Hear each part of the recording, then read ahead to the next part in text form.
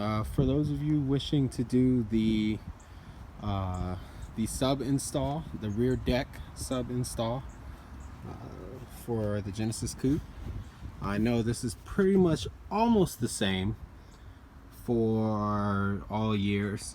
I'm still fairly new to this whole platform, coming from the Tiburon and stuff, which was pretty much like a box of Legos. To say the least, this will be like a short little brief how-to. I have done pretty much most of the work already. For starters, what you absolutely have to do first, if you wish to remove that, pretty much this whole platform right here, and I would honestly suggest finding a junked out Genesis with the rear speaker hatch right here. I mean, you can use your stock one, but I don't know, this just kind of looks more meant for it. What you'll first have to do is you'll first have to remove your spare tire cover and pretty much just everything out of the trunk, besides obviously the spare tire or what lies beneath it. The reason why is because if we go inside, sorry about the dog, you're gonna have to remove a bolt here and a bolt here. That's gonna be holding your plastic trim on right here.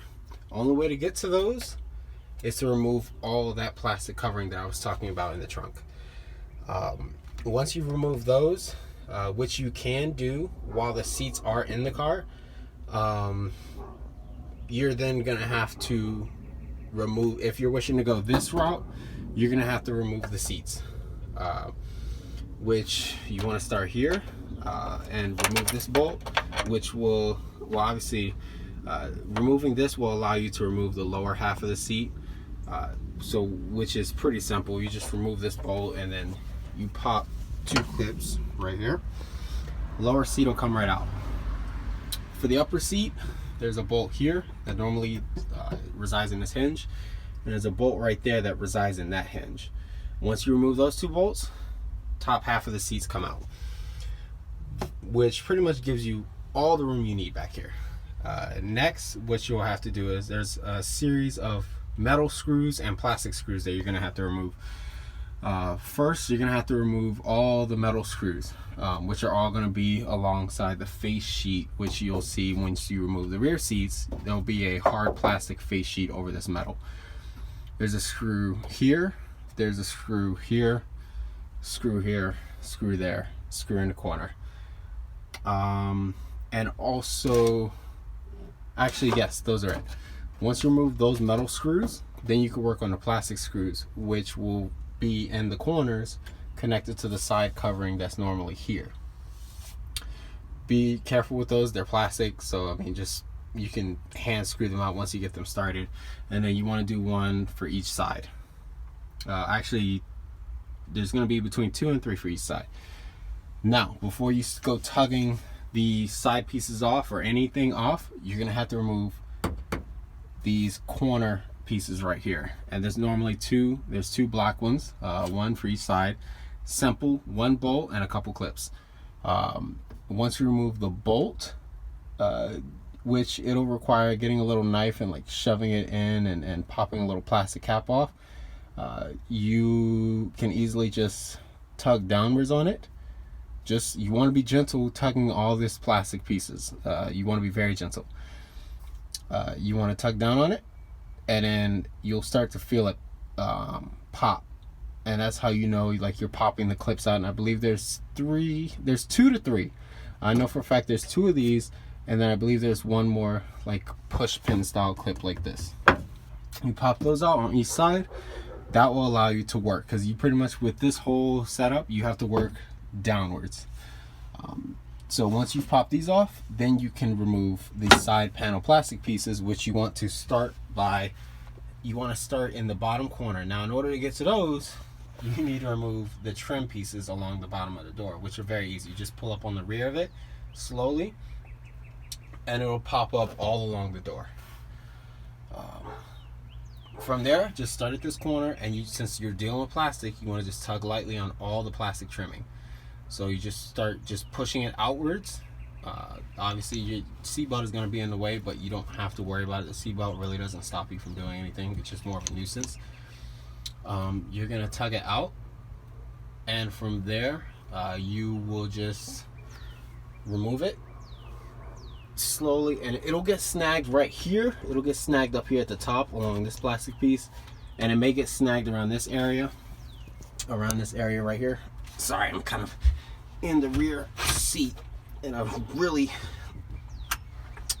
claustrophobic way.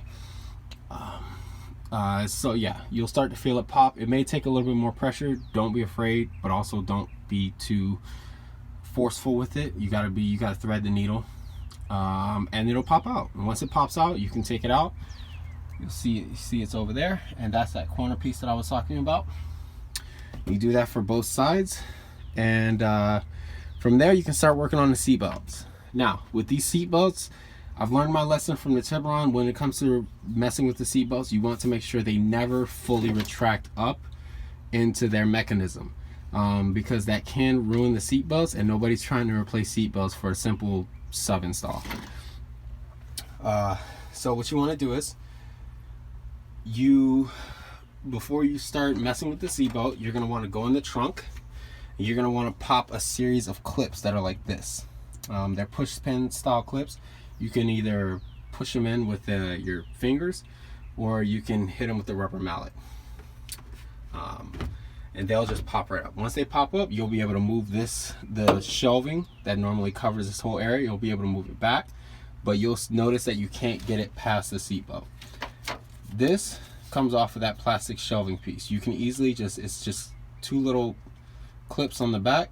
You push those in, you thread it through, and that allows you to thread the seatbelt through. And you do that for both sides. Once you've done that, you can then I honestly will suggest having an impact gun for the seatbelt bolts, because they are designed to not come out without serious force. So either an impact gun, or you can do it with I'd say a really good ratchet or a pry bar. Excuse me, not a pry bar. Well, yeah, breaker bar. There we go, breaker bar. That's what I was looking for. Break them loose, and then as you get them pretty much loose, do not let this belt slide upwards into the mechanism. You want to hold it. Don't worry about the plastic piece, because chances are you're going to throw it away unless you're reusing it. Thread the bolt through, and then immediately put the bolt back, so this seat belt cannot slide back up into its mechanism. And you want to do that for both sides.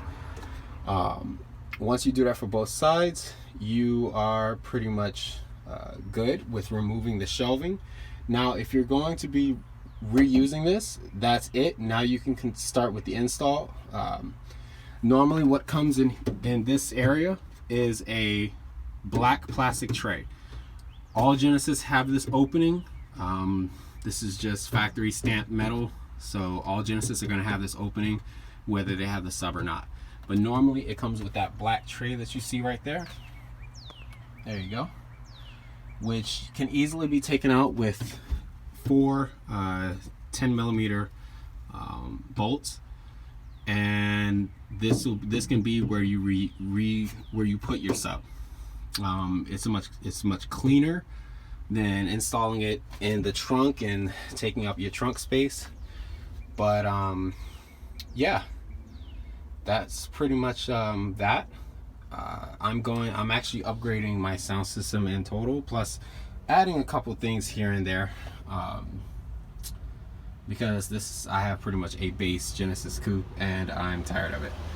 I should have waited, and I should have bought the better ones, the better models, or a different car. I know that joke's out there, oh, you should have got a different car, but it's whatever. I wanted one, I got it.